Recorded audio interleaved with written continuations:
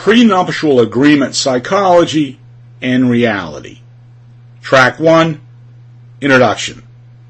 Although prenuptial agreements appear to be growing in popularity, the use of such an agreement does not augur well for a marriage. Almost invariably, the agreement is sought by the economically stronger party in order to render him or her financially invulnerable in the event of a divorce, or to ensure that the spouse receives nothing in the event that he or she dies.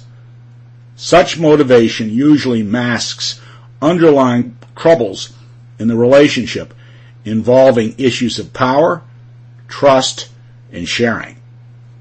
Most emotionally legitimate issues are provided for by existing divorce law, and the desire to be invulnerable notwithstanding prevailing law suggests problems potentially fatal to the marriage.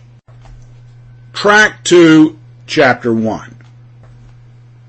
With ever greater numbers of divorced people getting remarried, lawyers are receiving more requests to draft prenuptial agreements that spell out what happens if the marriage ends in divorce or death. Textbooks and form books have proliferated, as have continuing education courses for lawyers who want to master the technical details of protecting their clients who are about to marry. What has not been studied or taught, however, are the emotional implications of a prenuptial agreement and the emotional consequences that often arise from the way the prenuptial agreement is negotiated. I was recently consulted by a woman who came to see me 3 weeks before she was going to marry the man she'd been living with for 2 years, and was previously married and had 2 children. Bill, the prospective groom, had also been married previously and had 2 children by that marriage. Anne and Bill had been living together for 2 years, during which time he had been supporting her. At his request, she was not employed because he preferred her to be a full-time homemaker. Bill had his own business.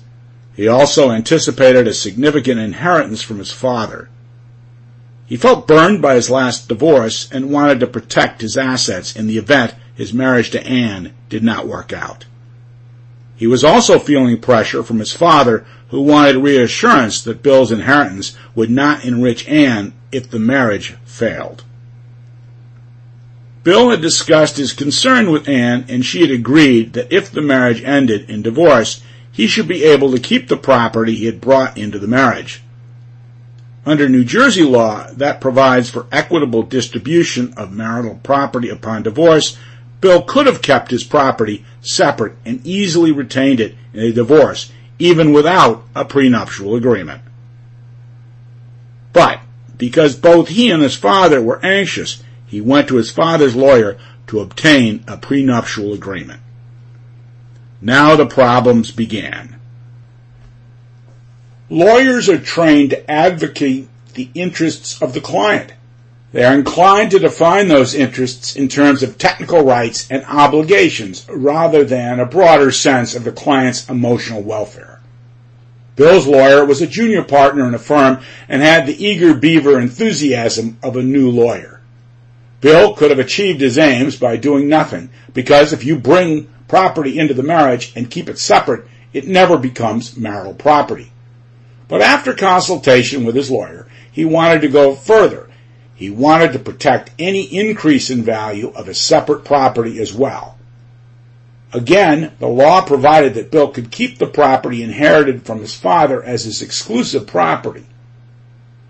Under the law, if an asset is exempt from distribution because it was inherited or acquired before the marriage, increases in the value of that asset are also exempt if the result of the increases are the result of market forces.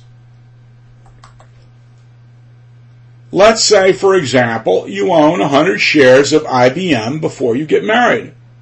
After the marriage, IBM goes from $100 a share to $200 a share. The increase in value is still separate property and not subject to distribution. The problem that worried Bill was the increase in value. Sample complete. Ready to continue?